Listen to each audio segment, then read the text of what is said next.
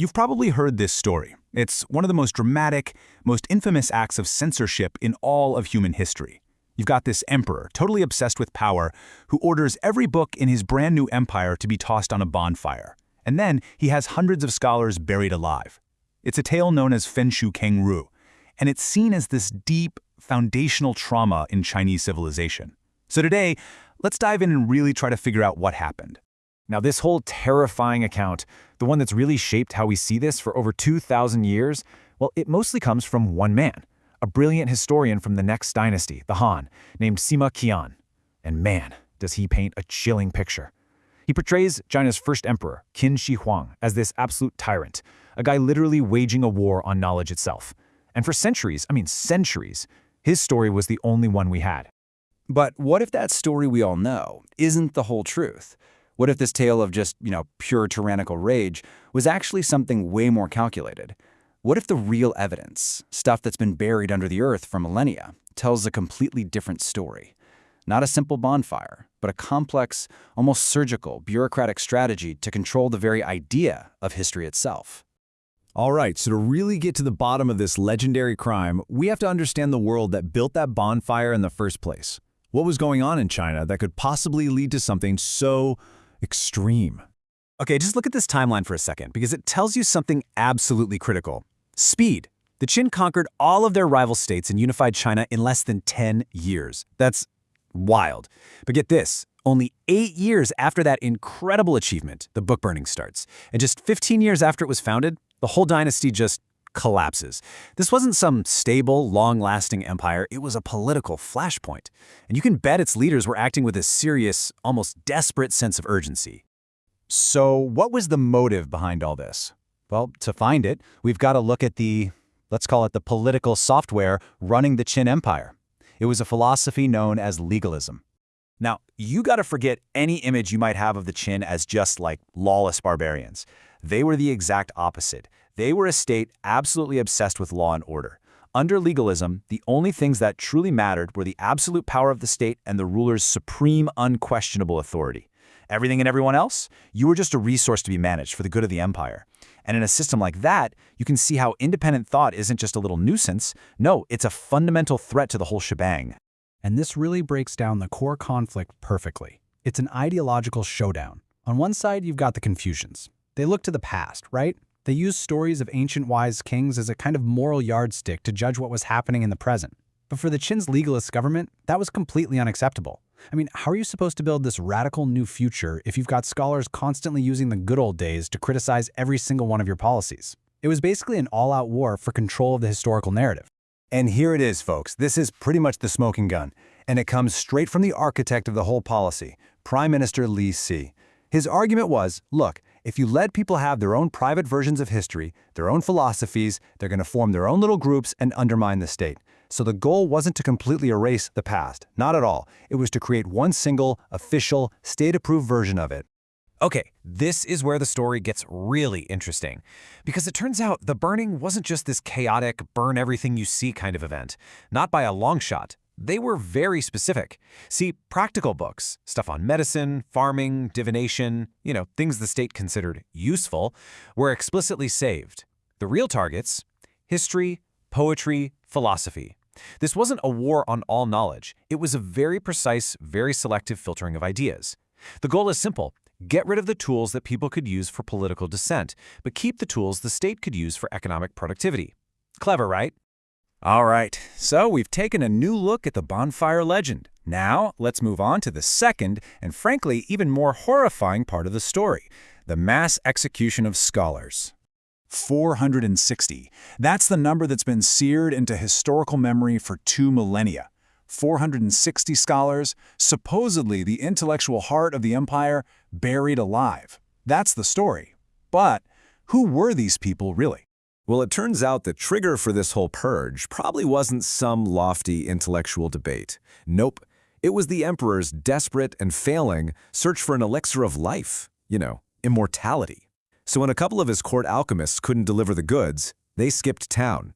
But not before leaving behind a note basically calling the emperor a vain, violent tyrant. And that personal betrayal, that insult, that's what seems to have sent him into a lethal rage.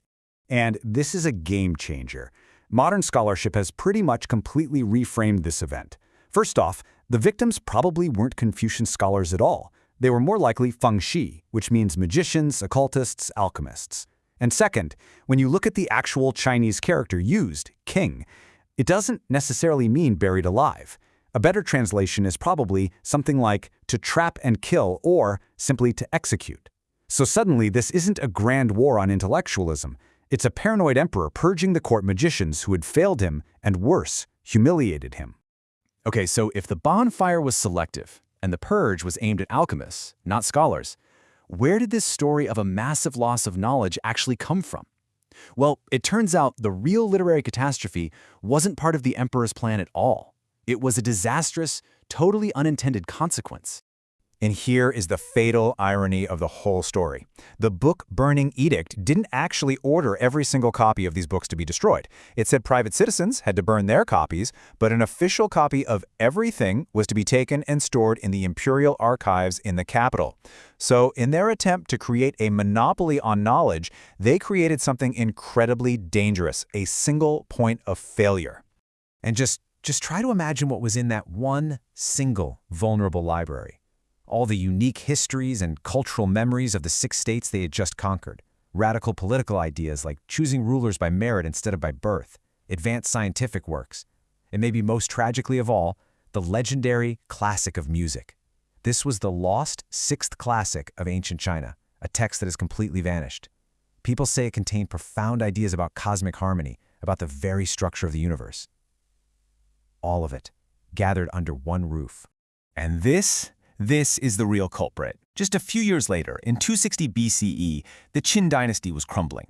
A rebel general, Xiang Yu, stormed the capital, Xiangyang, and in a rage, he burned the palaces and the archives right to the ground. So in that one single catastrophic fire, pretty much the entire consolidated knowledge of pre-imperial China went up in smoke. In the end, it was the chaos of war, not a calculated act of censorship, that delivered the final devastating blow. And for 2,000 years, that's pretty much where the story ended, in ash and tragedy. A terrible loss. But what if there were other witnesses? What if the truth wasn't just written down by the winners of the next war, but was actually buried, just waiting for someone to find it? I mean, this is a classic case of history being written by the victors, right? The only accounts we had for centuries came from the next dynasty, the Han, and they had every single reason in the world to paint the Qin, their predecessors, as these monstrous evil villains. So for a very, very long time, their version of the story was the only version. Until we started digging. Then, in 1975, archaeologists found something incredible. The tomb of a pretty low-level Qin official. He was buried with his work notes, over 1,000 bamboo slips that basically detail the day-to-day operations of the empire. And what they found on those slips was just stunning. They didn't show lawless brutality. They showed a highly sophisticated legal system, a ridiculously efficient postal service with express delivery, and get this, the world's oldest known multiplication table, buried in the tomb of a regular old bureaucrat. This wasn't the record of a state that wanted to destroy knowledge. It was the record of a state obsessed with data, with logistics, and with ruthless efficiency. So all of this brings us to a new conclusion, a whole new way of looking at this event. The great burning of the books probably wasn't about making the population ignorant. It was an act of, well, intellectual nationalization. The Qin state wanted to take knowledge, which had been this public tool for debate, and turn it into a state-controlled utility, a tool for administration. They wanted a complete monopoly on the past so they could control the future. And that leaves us with one final, kind of beautiful irony, doesn't it? The emperor was accused of burying scholars, but in the end, the only reason we know so much of this is because of the literal burial of texts in tombs, just like that officials. That act of burying them is what allowed them to survive the fires, survive the chaos of history, just waiting patiently underground to be found again, and to help us rewrite their story. Thank you so much for joining us for this deep dive. It's just such a powerful reminder that the truth is often buried, isn't it? And that history is a living, breathing conversation, not some dusty old book. If you enjoyed digging into the past with us, please take a moment to like, comment, and subscribe to InfoNow. It really helps us out. We'd love to see you next time.